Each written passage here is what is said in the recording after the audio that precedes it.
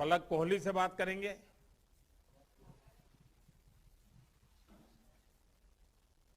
हाँ पलक जी। नमस्ते सर।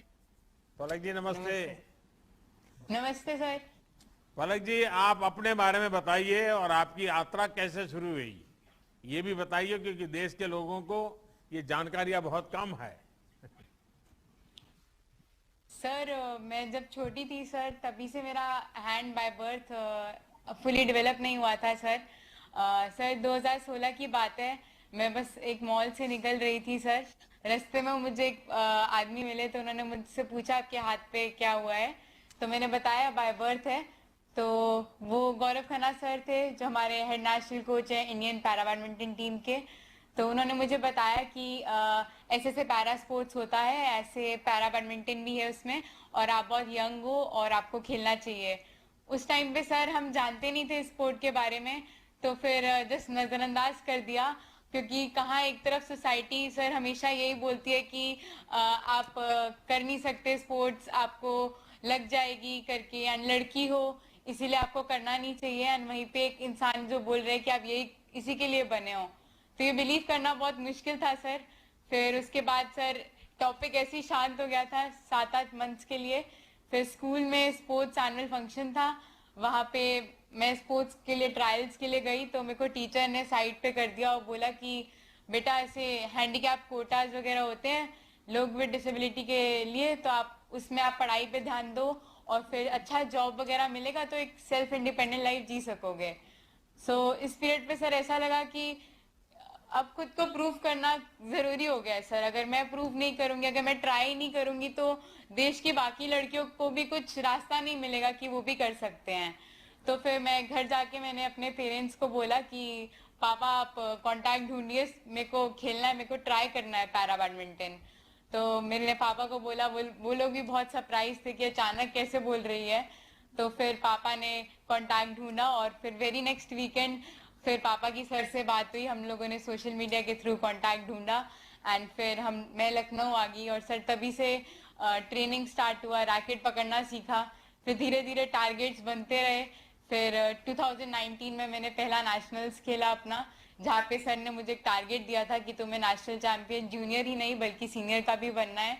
तो धीरे धीरे वो सारे टारगेट सर अटेन करती गई, और फिर ओलंपिक्स तो सर हर एथलीट का ड्रीम होता है, तो बस उसी को क्वालिफाई करना था। तो फिर उस टाइम पे टारगेट्स थोड़े से ब्लर दिखता था क्योंकि वर्ल्ड रैंकिंग में कोई रैंक ही नहीं था स्टार्टिंग जब हुआ था पैरालंपिक क्वालिफिकेशन इवेंट्स का।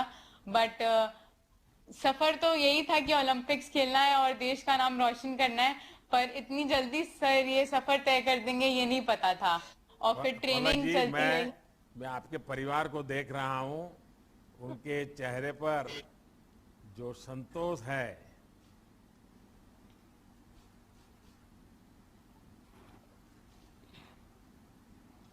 आपके नमस्कार परिवार को सर। प्रणाम मेरा। प्रणाम साहब और जी, जय मैं हिंद। बहुत गर्व गर्व से देख रहा हूं उन सबको। पलक जी आपने कोविड के दौरान भी ट्रेनिंग रोकी नहीं। माँ बाप को भी चिंता रहती होगी कि ये कोरोना के कालखंड में भी अपना काम छोड़ नहीं रही है, घर से दूर, और वो भी लखनऊ में ट्रेनिंग करती रही। आप देश के सामने को आपने ज्यादा महत्व दिया। इतनी कम आयु में इतनी प्रेरणा कैसे मिली? आपने कैसे खुद को तैयार किया? और आज भी मैं देख रहा हूं तो एकदम फ्री हो, खुशहाल हो, तुम्हारे चेहरे पर कोई तनाव नहीं है। जी सर। सर जब लॉकडाउन हुआ था तो सर थोड़ा सा डर था कि घर जाने को नहीं मिलेगा। ऑलरेडी सर मैं घर वैसे ही बहुत कम जाती हूँ, तो घर से भी बहुत आता है कि तुम अभी तक न्यू ईयर पे आई थी लास्ट, दिवाली पे आई थी लास्ट, अभी आती नहीं हो। तो सर उस टाइम पे कोविड सिचुएशन ही ऐसा था। बट सर एक साइड पे ये भी पता था यहाँ रहूंगी तो सर कोई ना कोई प्लान जरूर बनाएंगे ही हमारी ट्रेनिंग का, तो ट्रेनिंग रुकेगी नहीं। तो गौरव सर ने हमारा ऑल्टरनेटिव बनाया था, हम लोग आउटडोर कोर्ट्स में खेलते थे।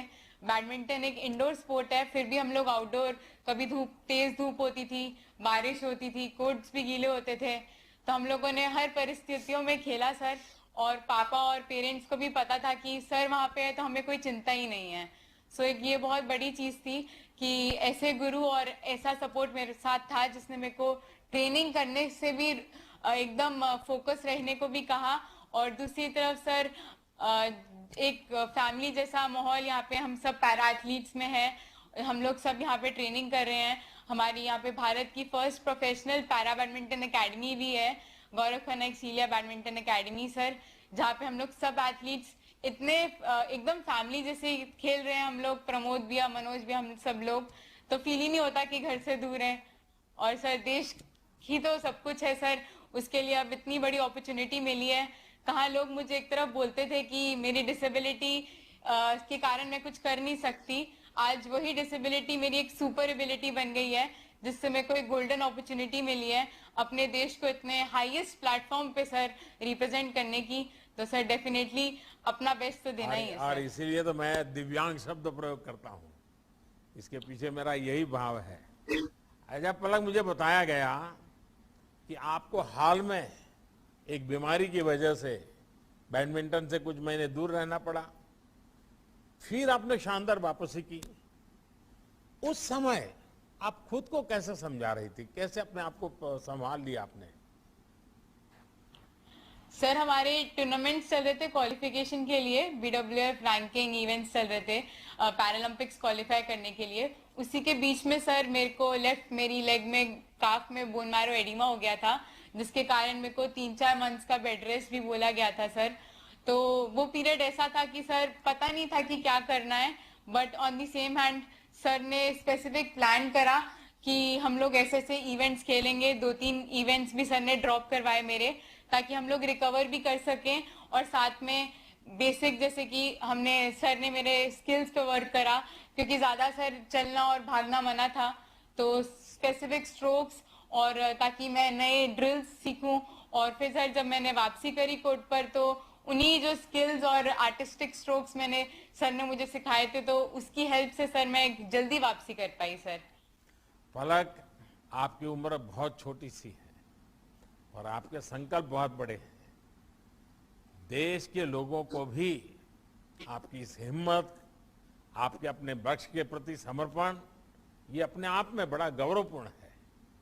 आप परिणाम का दबाव लिए बिना रिजल्ट जो आए सो आए, 100% अपना बेस्ट दीजिए और मुझे विश्वास है कि आप जरूर सफल होगी।